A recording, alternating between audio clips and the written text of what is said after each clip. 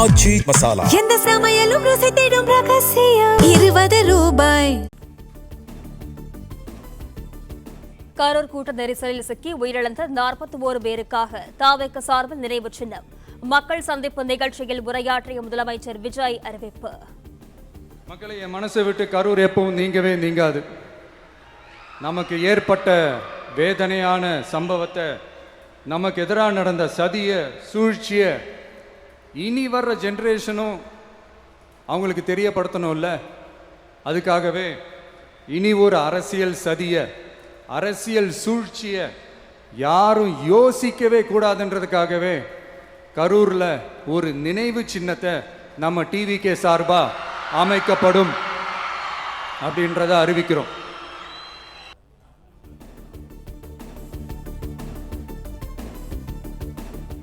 மக்கள் அதிகமாக இருப்பதாக கூறி கடந்த ஆண்டு பெரம்பலூர் கூட்டத்தை ரத்து செய்த காவல்துறை கரூரில் ரத்து செய்யாதது ஏன்?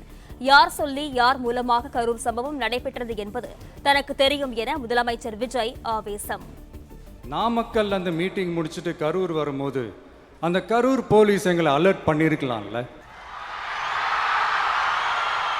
எதிர்பார்த்ததை விட கொஞ்சம் கூட்டம் அதிகமாக இருக்கு, கண்ட்ரோல் பண்ண முடியல, வராதிங்க. அண்ட் போலீஸ் நினச்சா அவங்க அந்த மீட்டிங்கே கேன்சல் பண்ணலாம். They have all the rights to cancel the meeting. எங்ககிட்ட கேட்கணும்லாம் ஒன்றும் அவசியமே கிடையாது. ஆனால் அதையெல்லாம் எதுவுமே செய்யாமல் அந்த ஹைவேல இருந்து அந்த ஸ்பாட்டுக்கு போலீஸே எங்களை உள்ளே கூட்டிகிட்டு வந்து விட்டு அந்த நாடகம்லாம் இருக்கு பாருங்க. நம்பிட்டேங்க, முழுசாக நம்பிட்டேன். அன்னைக்கு இருந்த அந்த கரூர் போலீஸ் பேசும்போது தேங்க்ஸ்லாம் சொன்னேன் அவங்களுக்கு. எனக்கு தெரியாது இப்படி ஒரு நாடகம் நடக்கும். இதுக்கெல்லாம் யார் காரணம்? இதெல்லாம் யார் சொல்லி செஞ்சது? இப்படி பண்ணுங்க, அப்படி பண்ணுங்க, சப்போஸ் அப்படி நடந்தா இப்படி பண்ணுங்க, சப்போஸ் இப்படி நடந்தா இந்த மாதிரி இன்ஸ்ட்ரக்ஷன்ஸ்லாம் கொடுத்து அந்த பிரஷர் போடுறது யாரு?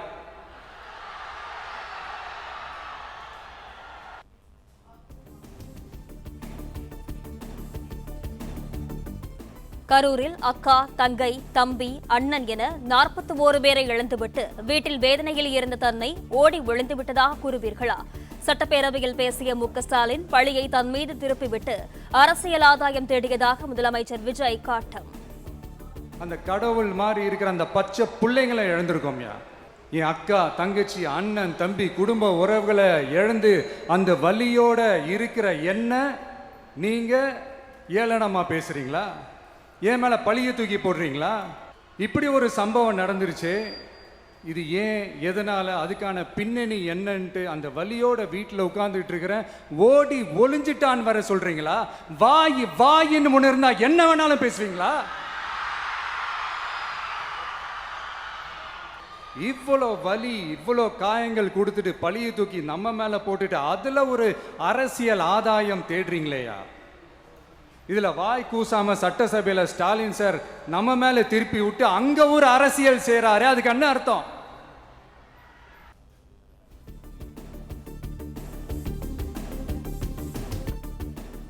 ஊரை அடித்து உலையில் போட்ட கரூர் கம்பெனி ஓனர் தாவேக ஆட்சிக்கு வந்ததும் ஓடி ஒளிந்து விட்டார். செந்தில் பாலாஜி தலைமறைவாக இருப்பதை மறைமுகமாக சுட்டிக்காட்டி முதலமைச்சர் விஜய் பாடல் பாடி கிண்டல். இந்த திருட்டு திமுக ஆட்சியை வச்சுக்கிட்டு ஊரடிச்சு ஒலையில போட்டு இந்த கொள்ளையை அடிச்சதுனால தான் உங்க கரூர் கம்பெனி ஓனர் ஒருத்தர் எங்க எங்க இருக்காருன்னே தெரியாம ஓடு ஓடு ஓடு ஓடு ஓடு ஓடு ஓடு ஓடு வராம் பாரு வேட்டக்காரன் ஓடினே இருக்கிறாரு.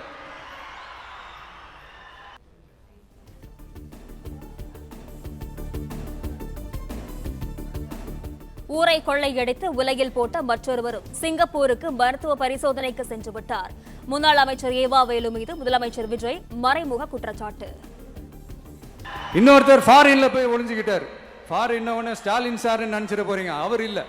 எனக்கு எப்பவுமே ஸ்டாலின் சார் மேல ஒரு தனி பாசம் ஒண்ணு உண்டு. அவர் கிடையாது, இவர் வேற. சிங்கப்பூருக்கு செக்கப்புக்கு போனார்ல அவரு. இன்னும் தோண்ட தோண்ட எத்தனை பேர் மாட்ட போறாங்களோ தெரியல.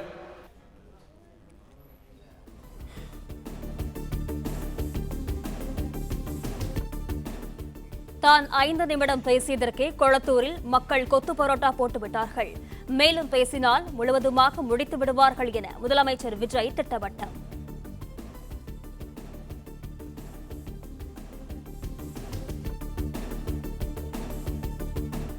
சட்டப்பேரவையில் தன்னை வாயை திறங்கள் என கூறும் திமுகவினர்தான் பேசத் தொடங்கியதும் எழுந்து ஓடிவிடுகின்றனர். பார்ட்டி ஃபண்ட் என கூறியதும் திமுகவினர் எழுந்து ஓடியது குற்றமுள்ள நெஞ்சு குறுகுறுப்பதை போன்றது என முதலமைச்சர் விஜய் உறுதி. ஒரு ஹைலைட் காமெடி என்னன்னா, சட்டசபையில் பேசும்போது பார்ட்டி ஃபண்டுன்னு தான் சொன்னேன். அது எந்த பார்ட்டி, என்ன ஃபண்டு, யாரு, என்ன பேரு எதுவுமே சொல்ல. பார்ட்டி ஃபண்டுன்னு சொன்னவனை எடுத்தாங்க பாருங்க ஒரு ஓட்டம். எனக்கே ஃபர்ஸ்ட் புரியல, ஏன்பா ஓடுறாங்க, அப்படி என்ன நம்ம இப்போ சொல்லிவிட்டோம். அதான் அந்த குற்றம் உள்ள நெஞ்சுக்கு தான் குறுகுறேங்கும். இது எப்படி இருக்கு தெரியுமா, எங்க அப்பா பீரோக்குள்ள இல்லை, எங்க அப்பா பீரோக்குள்ள இல்லை அப்படின்னு சொல்ற மாதிரி. ஐயோ ஏன் கேட்குறீங்க, இவங்களோட செம்ம கூத்தா இருக்குங்க, செம்ம ஃபன்னா இருக்கு.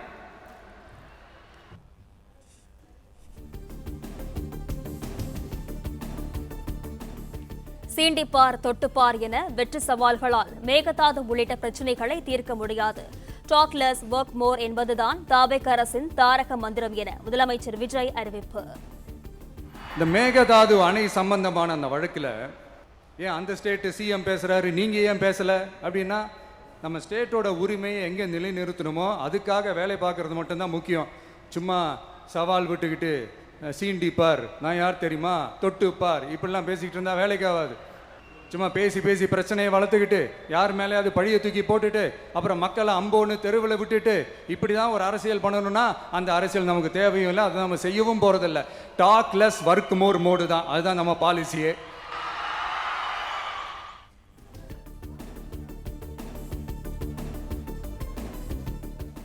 தாவேகாவை பார்த்து சோஃபா மாடல் என்றும் வாஷிங் மெஷின் மாடல் என்றும் திமுக பேசலாமா? அரசியல் வியாபாரத்தின் வெண்டிங் மெஷினே திமுக தான் என முதலமைச்சர் விஜய் சாடல்.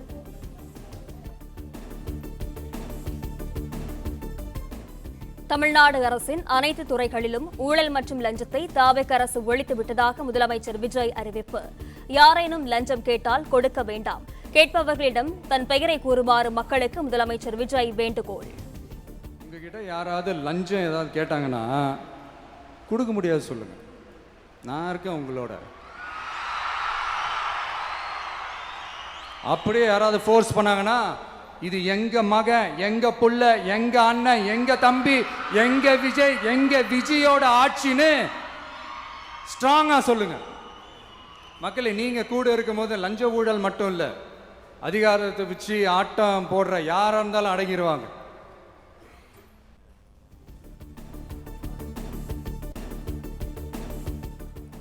தலையில் சம்மட்டியால் உச்சநீதிமன்றம் ஓங்கி அடித்தும் திமுக திருந்தவில்லை. கரூருக்கு தான் செல்வதை தடுக்க முயன்றதை சுட்டிக்காட்டி முதலமைச்சர் விஜய் காட்டம். இன்னமும் நீங்க தான் ஆட்சியில் இருக்கிற மாதிரி விஜய் கரூருக்குலாம் போகக்கூடாது, விஜய் இங்க போகக்கூடாது, அது செய்யக்கூடாது, இது செய்யக்கூடாதுன்னு எனக்கு புரியலையே. ஆட்சியில் இருக்கும் போது தான் இவ்வளோ கட்டுப்பாடெல்லாம் போட்டீங்க, எஸ்ஓபிஸ்லாம் போட்டீங்க, ஸ்டாலின் சார் ஆப்ரேட்டிங் ப்ரொசீஜர்லாம் போட்டீங்க. இப்பவும் அதே பண்ணிட்டு இருந்தீங்கன்னா என்ன சார் நியாயம்? இல்லை நான் தெரியாம தான் கேட்குறேன், இன்னும் கனவுலையே இருக்கிறீங்களா? முதல்ல முழிச்சு வாங்க, ரியாலிட்டிக்கு வாங்க. உங்கள் ஆட்சியெல்லாம் வீட்டுக்கு போய் டிவிக்கேன்னு ஒரு ஆட்சி வந்து ரொம்ப நாள் ஆச்சு. ஒழுங்கா படி என்று சுப்ரீம் கோர்ட் ஓங்கி மண்டேலையே நறுக்கு நறுக்கு நறுக்கு என்று செம்மட்டியாலே அடிச்சும் இந்த திமுக முழிச்சிக்கல அப்படின்னா அப்போ கொஞ்சம் கஷ்டம்தான்.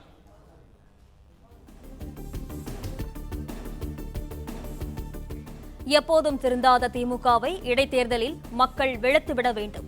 கரூரில் பேசிய முதலமைச்சர் விஜய் வேண்டுகோள். தீய சக்தி திருத்தவும் முடியாது, அவங்களா திருந்துவாங்கன்னு பார்த்தா அதுவும் நடக்க போறதில்ல. அதனால வரப்போற இடைத்தேர்தலில் மக்களே இந்த தீய சக்தி திமுகவை நல்லா வெச்சு வெளுத்து விடுங்க.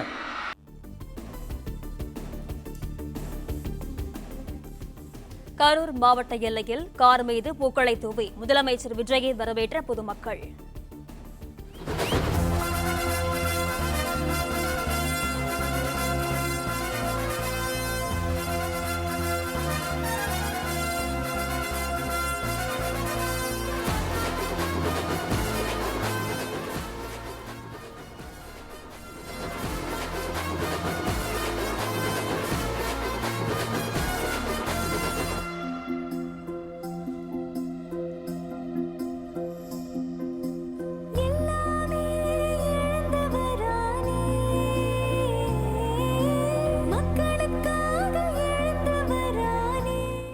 காரை சூழ்ந்து கொண்டு வாழ்த்து முழக்கம்.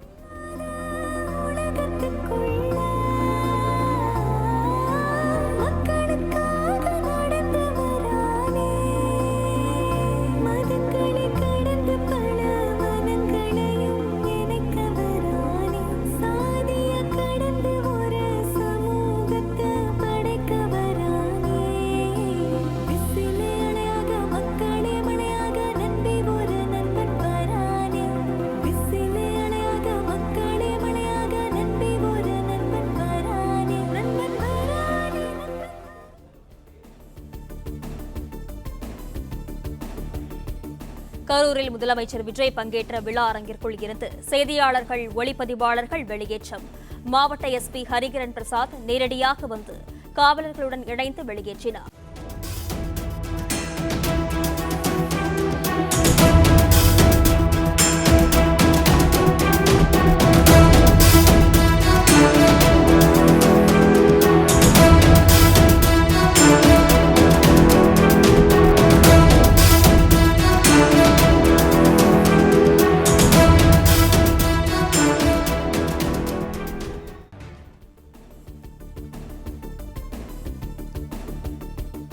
முதலமைச்சர் விஜய்க்கு பாதுகாப்பு அச்சுறுத்தல் உள்ளதால் செய்தியாளர்கள், ஒளிப்பதிவாளர்கள் வெளியேற்றம்.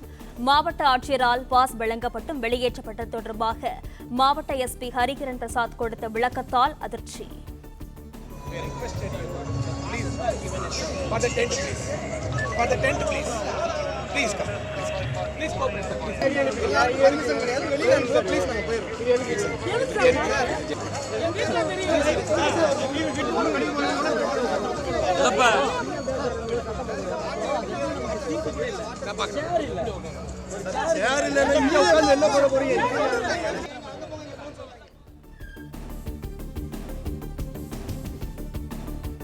செய்தியாளர்கள் மற்றும் ஒளிப்பதிவாளர்களால் முதலமைச்சர் விஜய் பாதுகாப்புக்கு என்ன அச்சுறுத்தல்?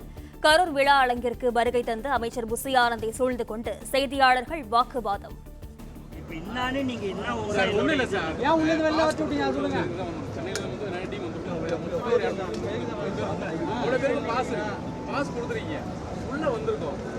என்ன எங்களால செக்யூரிட்டி ப்ராப்ளம் வரப்போகுது? போலீஸ் வெளில அனுப்புறது என்ன செக்யூரிட்டி ப்ராப்ளம்?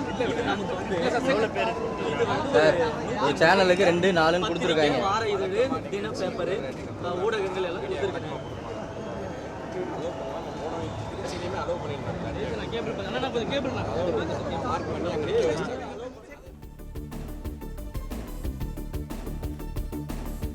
முதலமைச்சர் விஜய் நிகழ்ச்சியிலிருந்து வெளியேற்றப்பட்ட செய்தியாளர்கள் பயன்படுத்திய பாதை தகரம் வைத்து அடைப்பு. கரூர் மாவட்ட எஸ்பி ஹரிகிரண் பிரசாத் உத்தரவின் பேரில் நடவடிக்கை.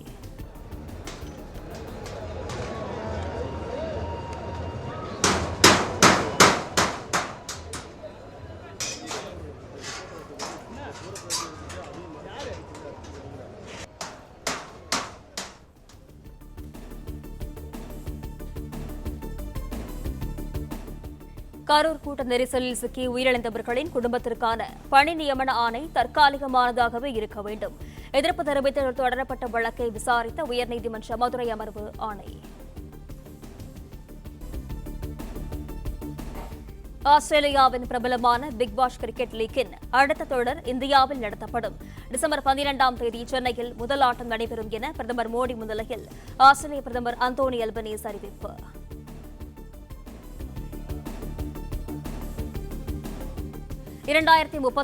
ஆண்டு ஒலிம்பிக் போட்டிகளை நடத்தும் இந்தியாவின் முயற்சிக்கு ஆஸ்திரேலியா ஆதரவளிக்கும். ஆஸ்திரேலிய பிரதமர் அந்தோனி அல்பனீஸ் உறுதி.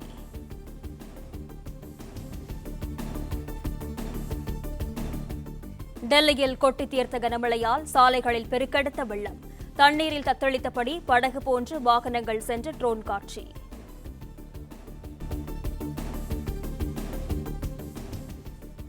பிரபல திரைப்பட ஒளிப்பதிவாளரும் இயக்குநருமான ஈரா செழியன் உடல்நலக் குறைவால் சென்னையில் காலமானார்.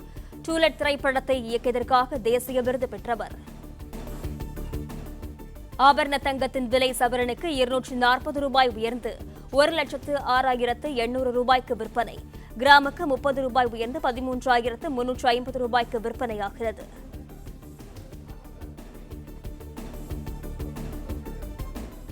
வெள்ளி விலையில் இன்று மாற்றம் இல்லை.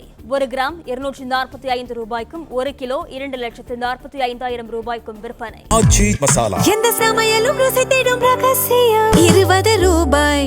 பிளே ஸ்டோர் மற்றும் ஆப் ஸ்டோரில் இருந்து பாலிமர் செயலியை QR கோடு மூலம் பதிவிறக்கம் செய்யுங்கள். செய்திகளை உடனுக்குடன் பெறுங்கள்.